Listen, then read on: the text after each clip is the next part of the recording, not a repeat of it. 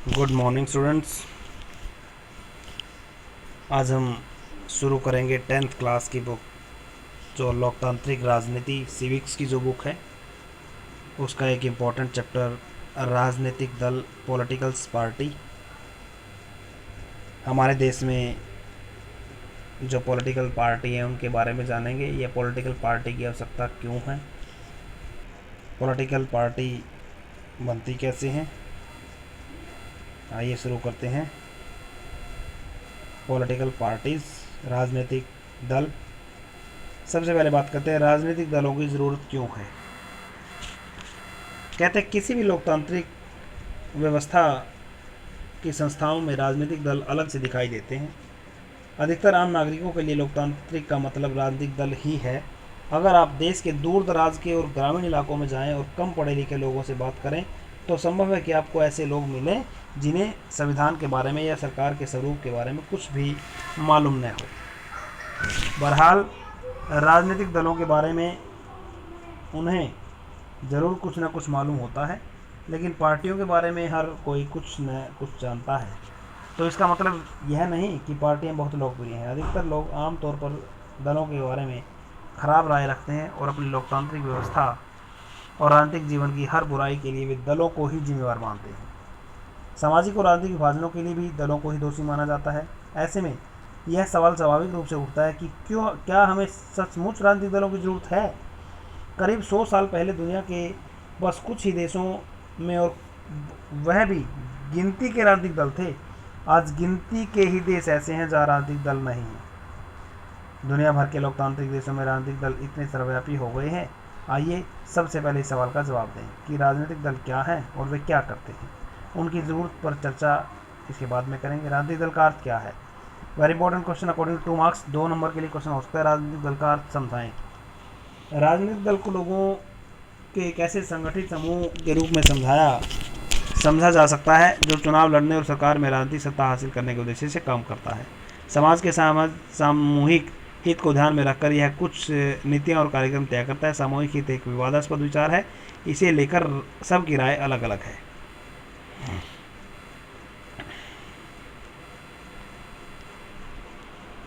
इसी आधार पर दल लोगों को यह समझाने का प्रयास करते हैं कि उनकी नीतियां औरों से बेहतर हैं। वे लोगों का समर्थन पाकर चुनाव जीतने के बाद उन नीतियों को लागू करने का प्रयास करते हैं। इस प्रकार दल किसी समाज के बुनियादी राजनीतिक विभाजन को भी दर्शाते हैं। पार्टी समाज के किसी एक हिस्से से संबंधित होती है, इसलिए उसका नजरिया समाज के उस वर्ग समुदाय विशेष की तरफ झुका होता है। किसी दल की पहचान उसकी नीतियों और उसके सामाजिक आधार के रूप में तय की जाती है। राजनीतिक दल के 3 प्रमुख अंग होते हैं। एक तो नेता चाहिए, सक्रिय सदस्य और अनुयायी या समर्थक। राजनीतिक दल के कार्य क्या है, राजनीतिक दल क्या करेगा। राजनीतिक दल क्या करते हैं। मूलतः राजनीतिक दल राजनीतिक पदों को भरते हैं और राजनीतिक सत्ता का इस्तेमाल करते हैं। दल इस काम को कई तरह से करते हैं। नंबर 1, दल चुनाव लड़ते हैं। पहला पॉइंट है, राजनीतिक दल चुनाव लड़ते हैं। अधिकांश लोकतांत्रिक देशों में चुनाव राजनीतिक दलों द्वारा खड़े किए गए उम्मीदवारों के बीच लड़ा जाता है। राजनीतिक दल उम्मीदवारों का चुनाव कई तरीकों से करते हैं। अमेरिका जैसे कुछ देशों में उम्मीदवार का चुनाव दल के सदस्य और समर्थक करते हैं। अब इस तरह के उम्मीदवार चुनने वाले देशों की संख्या बढ़ती जा रही है। अन्य देशों जैसे भारत में दलों के नेता ही उम्मीदवार चुनते हैं। अलग अलग नीतियों और कार्यक्रमों को मतदाताओं के सामने रखते हैं और मतदाता अपनी पसंद की नीतियां और कार्यक्रम चुनते हैं। देश के लिए कौन सी नीति ठीक है, इस बारे में हम में से सभी की राय अलग अलग हो सकती है, पर कोई भी सरकार इतने अलग अलग विचारों को एक साथ लेकर नहीं चल सकती। लोकतंत्र में सम्मान या मिलते जुलते विचारों को एक साथ लाना होता है ताकि सरकार की नीतियों को एक दिशा में ले जाया जा सके। पार्टी यही काम करती है। पार्टी तरह तरह के विचारों को कुछ बुनियादी राय तक समेट लेती है जिनका वे समर्थन करती है। सरकार प्राय शासक दल की राय के अनुरूप अपनी नीतियां तय करती है।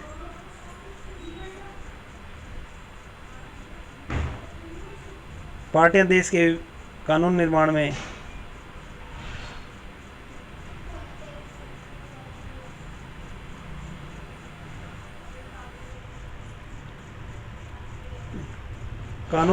में निर्णायक भूमिका निभाती है।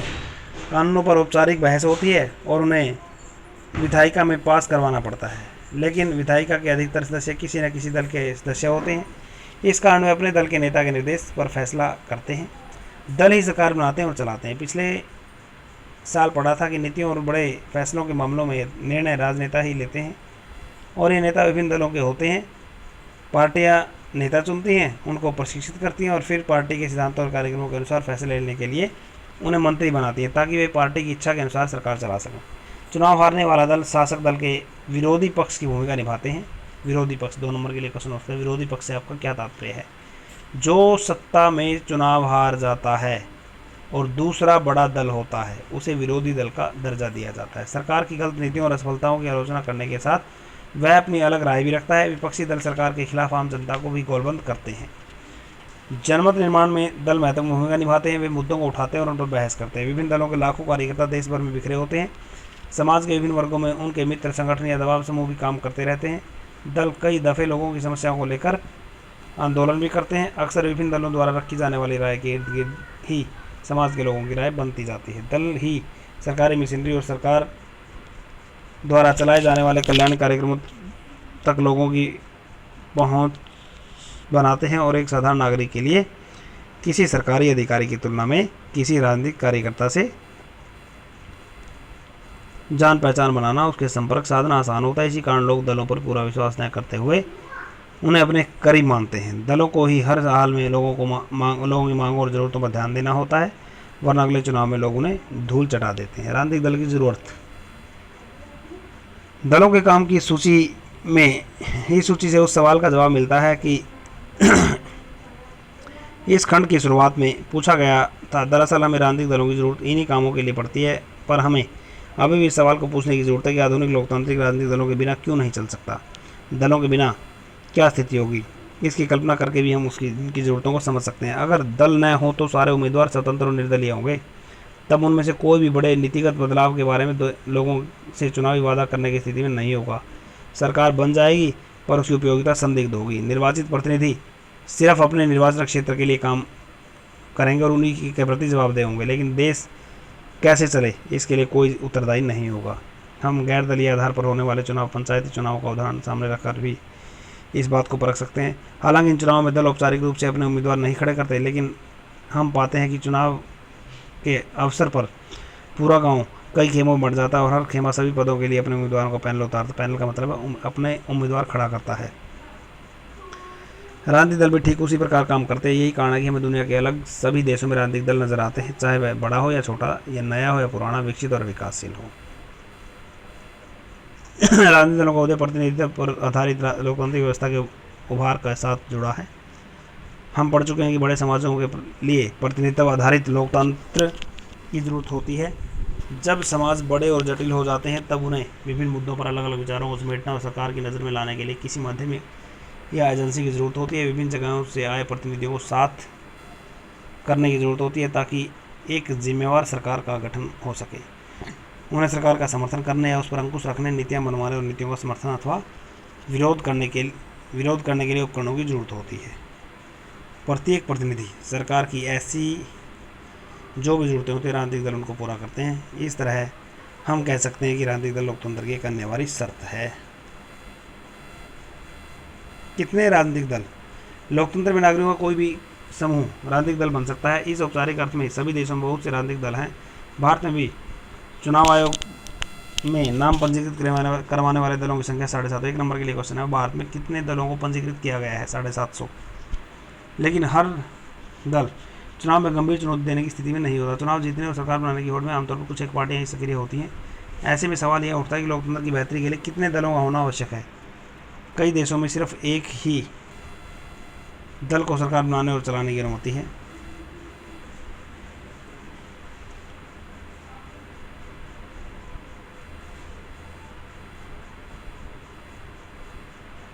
इस कारण उन्हें एक दलीय शासन व्यवस्था कहा जाता है।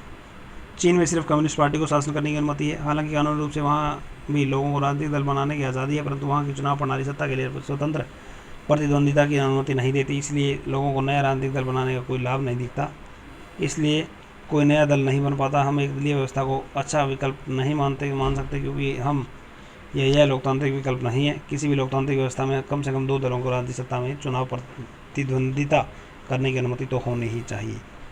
साथ ही उन्हें सत्ता में आ सकने का पर्याप्त अवसर भी रहना चाहिए। कुछ देशों में सत्ता आमतौर पर 2 मुख्य दलों में भी बदलती रहती है। वहाँ अनेक दूसरी पार्टियाँ हो सकती हैं, वे चुनाव लड़कर कुछ सीटें जीत सकती हैं, पर सिर्फ 2 ही दल बहुमत पाने और सफल सरकार बनाने में के प्रबल दावेदार होते हैं। अमेरिका और ब्रिटेन में भी ऐसी 2 दलीय व्यवस्था है।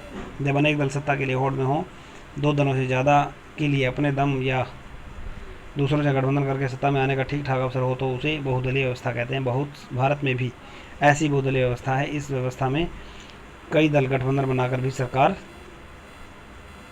बना सकते हैं। जब किसी बहुदलीय व्यवस्था में अनेक पार्टियां चुनाव लड़ने और सत्ता में आने के लिए आपस में हाथ मिला देती हैं तो इसे गठबंधन या मोर्चा कहा जाता है। 2004 में संसदीय चुनाव में भारत में ऐसे 3 प्रमुख गठबंधन थे: राष्ट्रीय जनतांत्रिक गठबंधन, संयुक्त प्रगतिशील गठबंधन और वाम मोर्चा। अक्सर बहुदलीय व्यवस्था बहुत घालमेल वाली लगती है और देश को राजनीतिक स्थिरता की तरफ ले जाती है, पर इसके साथ ही इस प्रणाली में विभिन्न हितों और विचारों को राजनीतिक प्रतिनिधित्व मिल जाता है। तो इनमें कौन सी प्रणाली बेहतर है? अक्सर पूछे जाने वाले इस सवाल का संभव सबसे अच्छा जवाब यही होगा कि यह कोई बहुत अच्छा सवाल नहीं है। दलीय व्यवस्था का चुनाव करना किसी मुल्क के हाथ में नहीं, बल्कि यह एक लंबे दौर में कामकाज के बाद खुद विकसित होती है और इसमें समाज की प्रकृति, इसके राजनीतिक विभाजन, राजनीतिक इतिहास और इसकी चुनाव प्रणाली सभी चीज़ें अपनी भूमिका निभाती हैं। इसे बहुत जल्दी बदला नहीं जा सकता। हर देश अपनी विशेष परिस्थितियों के अनुरूप दलीय व्यवस्था विकसित करता है। जैसे अगर भारत में बहुदलीय व्यवस्था है तो उसका कारण यह है कि 2-3 पार्टी इतने बड़े मुल्क की सारी सामाजिक और भौगोलिक विविधताओं को समेट पाने में अक्षम है। हर मुल्क और हर स्थिति में कोई एक ही आदर्श प्रणाली चले, यह संभव नहीं है भाई। राजनीतिक दलों में जन भागीदारी दिखाया गया है। यहाँ एग्जाम्पल दिखाया गया, देखिए किस किस दल ने कितनी भागीदारी की है 1971 में, 96 में, 99 में, 2004 और 5 में औसतन।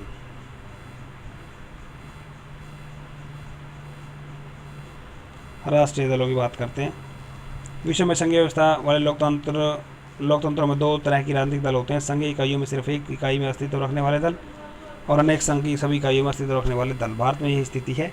कुछ पार्टियां ऐसी हैं जो क्षेत्रीय पार्टियां हैं जो राष्ट्रीय स्तर पर नहीं हो सकती, और कुछ पार्टियां ऐसी हैं जो क्षेत्रीय दल पर भी हैं और राष्ट्रीय दल पर भी, यानी कि पूरे देश के लिए चुनाव लड़ती हैं, पूरे देश में चुनाव लड़ती हैं, पूरे राष्ट्रीय स्तर पर तय होने वाली नीतियाँ, कार्यक्रम और रणनीति को मानती हैं। देश की हर पार्टी को निर्वाचन आयोग में अपना पंजीकरण करवाना पड़ता है। आयोग सभी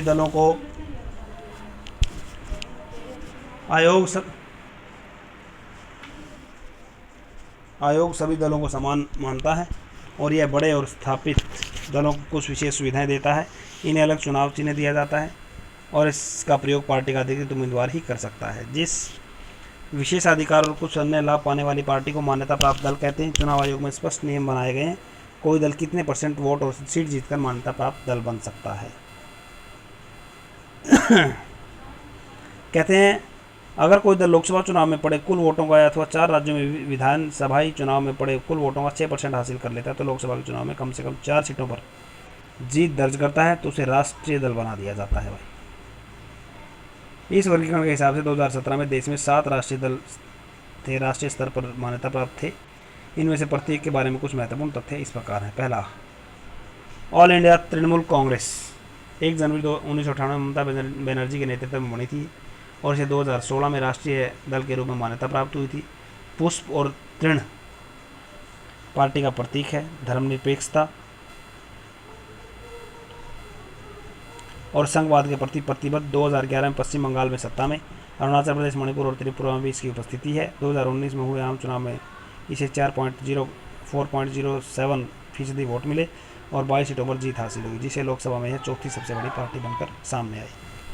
बहुजन समाज पार्टी स्वर्गीय काशीराम के नेतृत्व में 1984 में गठन बहुजन समाज, जिसमें दलित, आदिवासी, पिछड़ी जातियों और धार्मिक अल्पसंख्यक शामिल हैं, इसके लिए राजनीतिक सत्ता पाने का प्रयास और उसका प्रतिनिधित्व करने का दावा है। पार्टी साहू महाराज, महात्मा फुले, पेरियार, रामास्वामी नायकर और बाबा साहब अम्बेडकर के विचारों से शिक्षा ग्रहण करती है। कहते हैं कमज़ोर वर्ग और लोगों के कल्याण के उनके हितों की रक्षा के लिए मुद्दे सबसे ज़्यादा सक्रिय इस पार्टी का मुख्य आधार है। उत्तर प्रदेश, मध्य प्रदेश, छत्तीसगढ़, झारखंड, छत्तीसगढ़,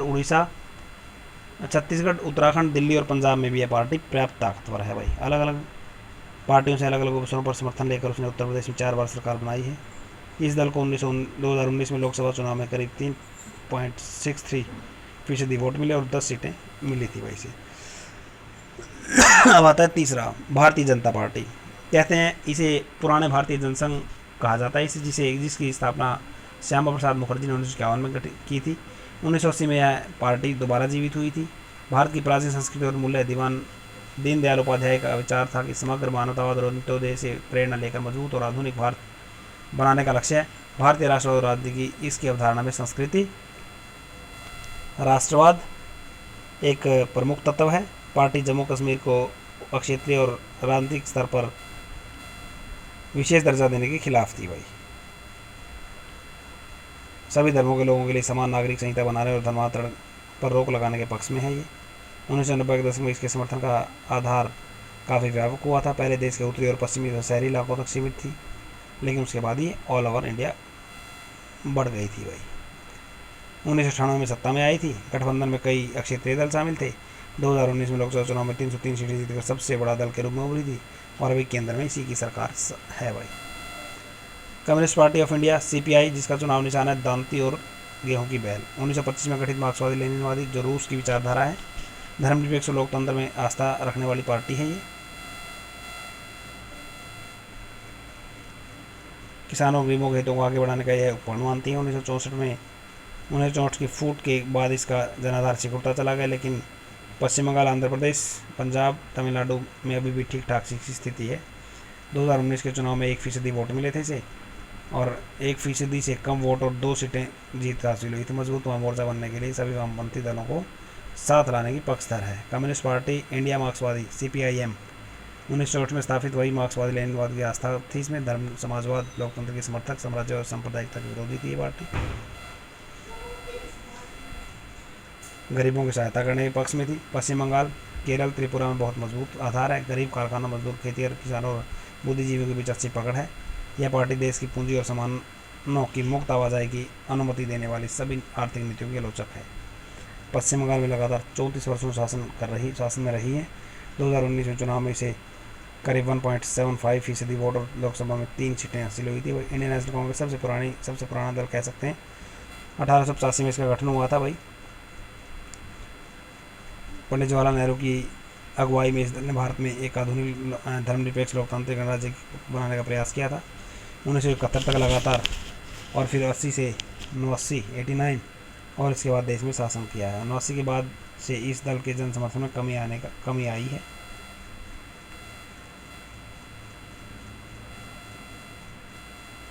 अब यह पूरे देश और समाज के सभी वर्गों को अपना आधार बनाए हुए हैं। गरीब और मध्य वर्ग भी इसके साथ है। इस दल ने धर्मनिरपेक्ष, कमजोर वर्ग और अल्पसंख्यक समुदाय के हितों को अपना मुख्य एजेंडा बनाया था। 2004 से 2014 तक संयुक्त प्रगतिशील गठबंधन सरकार का नेतृत्व किया था। इसने 2014 से 19 में लोकसभा चुनाव में यह पार्टी पराजित हुई थी और 2019 के लोकसभा चुनाव में भी सिर्फ 52 सीटें मिली थी। नेशनलिस्ट कांग्रेस, ये कांग्रेस का एक हिस्सा है। कांग्रेस का विभाजन हुआ था, कांग्रेस पार्टी का विभाजन 1999 में। इसके बाद ये पार्टी बनी थी। इसमें लोकतंत्र, गांधीवाद और धर्मनिरपेक्ष समता, सामाजिक न्याय और संघवाद में आस्था है इसकी। यह पार्टी सरकार के कुछ पदों पर को सिर्फ भारत में जन्मे नागरिकों के लिए आरक्षित करना चाहती है। इसका चुनाव निशान है घड़ी। महाराष्ट्र सरकार में भागीदार है। 2004 में संयुक्त प्रगतिशील गठबंधन में साझेदार थे। ये तो थे पूरे देश में जो चुनाव लड़ते हैं। अब क्षेत्रीय दल कितने होने चाहिए?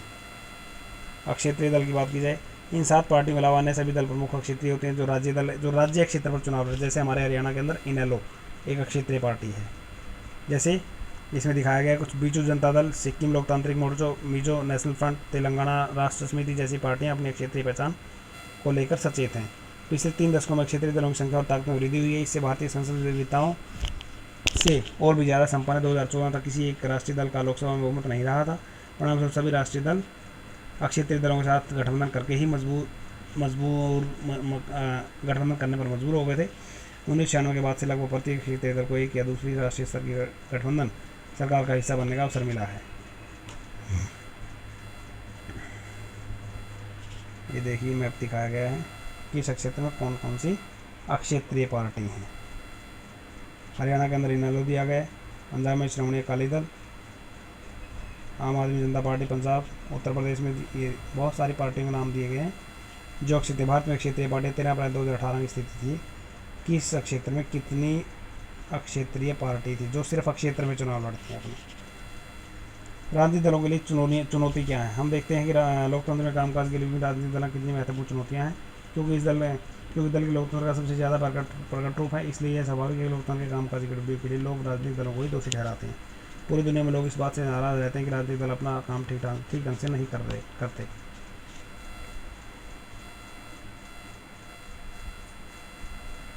दलों के कामकाज के 4 पहलुओं पर केंद्रित रहती है। लोकतंत्र का प्रभावी उपकरण बनने रहने के लिए राजनीतिक दलों को इन चुनौतियों का सामना करना चाहिए और इन पर जीत हासिल करनी चाहिए। पहली चुनौती है पार्टी के भीतर आंतरिक लोकतंत्र का न होना। सारी दुनिया में यह प्रवृत्ति बनी हुई है कि सारी ताकत एक या कुछ एक नेताओं के हाथों में सिमट जाती है। पार्टी के पास नए सदस्य की खुली सूची होती है, नियमित रूप से संगठनिक बैठकें होती हैं। इसके आंतरिक चुनाव भी नहीं होते।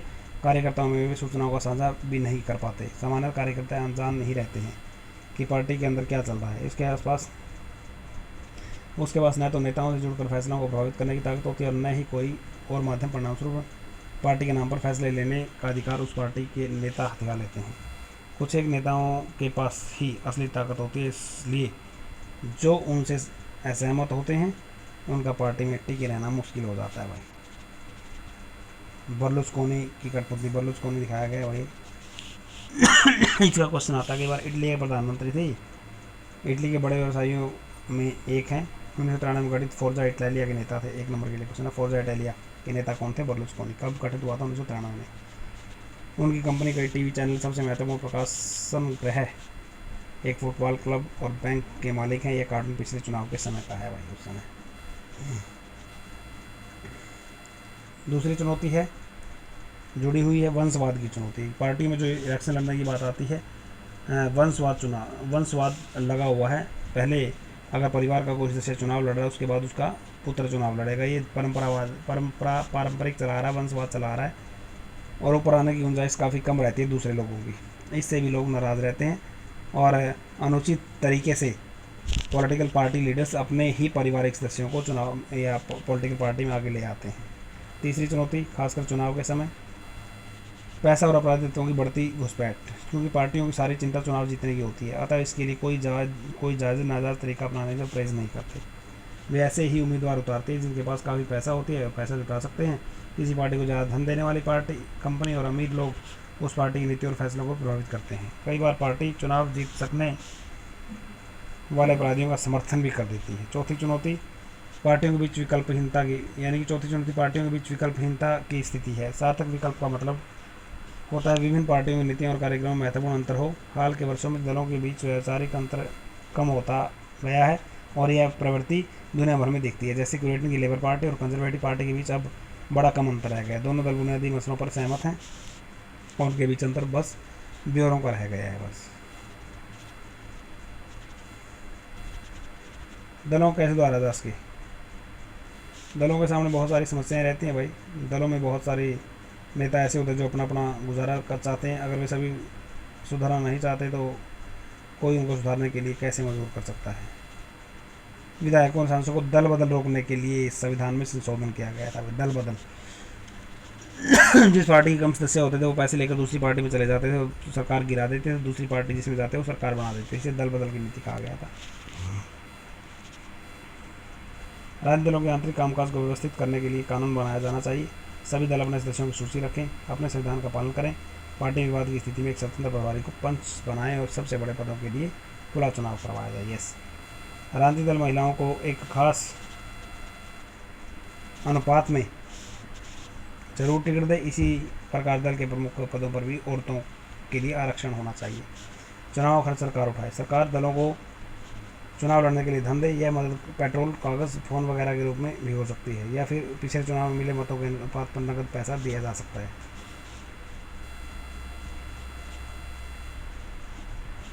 ये ऐसे कुछ रीज़न हैं जिनसे इन दलों को सुधारा जा सकता है भाई। 2 और तरीके से राजनीतिक दलों को सुधारा जा सकता है। पहला तरीका, राजनीतिक दलों पर लोग द्वारा दबाव बनाने का। यह काम चिट्ठियाँ लिखने, प्रचार करने और आंदोलनों के जरिए किया जा सकता है। आम नागरिक, दबाव समूह, आंदोलन और मीडिया के माध्यम से यह काम किया जा सकता है। अगर दलों को लगे कि सुधार न करने से उनका जनाधार गिरने लगा तो उनकी छवि खराब हो जाएगी और इसे लेकर वो गंभीर होने लगेंगे। सुधार का दूसरा तरीका है सुधार की इच्छा रखने वालों का खुद राजनीतिक दलों में शामिल होना। जो चाहते हैं कि राजनीतिक दलों को सुधारा जाए, उनमें शामिल हो जाए। लोकतंत्र में राजनीतिक दलों की भूमिका पर चर्चा करें, ये अभ्यास के क्वेश्चन हैं जी। अभी हमने जिक्र किया था लोकतंत्र में राजनीतिक दलों की क्या भूमिका है, दलों के सामने चुनौतियाँ क्या हैं, राजनीतिक दल अपना कामकाज बेहतर ढंग से करें, इसके लिए उन्हें मजबूत बनाने में कुछ सुझाव देने हैं। राजनीतिक दल का अर्थ क्या है, किसी भी राजनीतिक दल के क्या गुण होने चाहिए, चुनाव लड़ने और सरकार में सत्ता संभालने के लिए एकजुट हुए लोगों के समूह को डैश कहा जाता है। अब ये कुछ नाम दिए गए किस किस दल से हैं, कौन सा पार्टी है। 1 नंबर, इनमें से कौन सा बहुजन समाज पार्टी का संस्थापक है, काशीराम। जनता पार्टी का प्रेरक सिद्धांत, मोहम्मद यूनुस बांग्लादेश के अर्थशास्त्री रहे हैं। प्रसिद्ध 1 नंबर के लिए क्वेश्चन हो सकते हैं भाई। नोबेल शांति पुरस्कार मिलाते हैं। ये हैं आपके कुछ अभ्यास के क्वेश्चन। इसमें से कुछ क्वेश्चन, असल में तो सारे के सारे क्वेश्चन, दलों की भूमिका, दलों के सामने चुनौतियाँ, इसका अर्थ क्या है, इसके गुण क्या थे, वेरी इंपॉर्टेंट क्वेश्चन। इस लेसन में हम लोगों ने इस लेसन से संबंधित जो इम्पोर्टेंट क्वेश्चन थे वो डिस्कस किए हैं, और very important lesson according to CBSE and Haryana board, दोनों के लिए बड़ा महत्वपूर्ण लेसन है। इसमें से क्वेश्चन ज़रूर रहता है एग्ज़ाम में, इसीलिए इसको बड़ा ध्यान से करें। आज के लिए इतना ही। नेक्स्ट वीडियो में 10th क्लास का एक और चैप्टर लेकर हम लोग होंगे आपके साथ। तब तक के लिए धन्यवाद।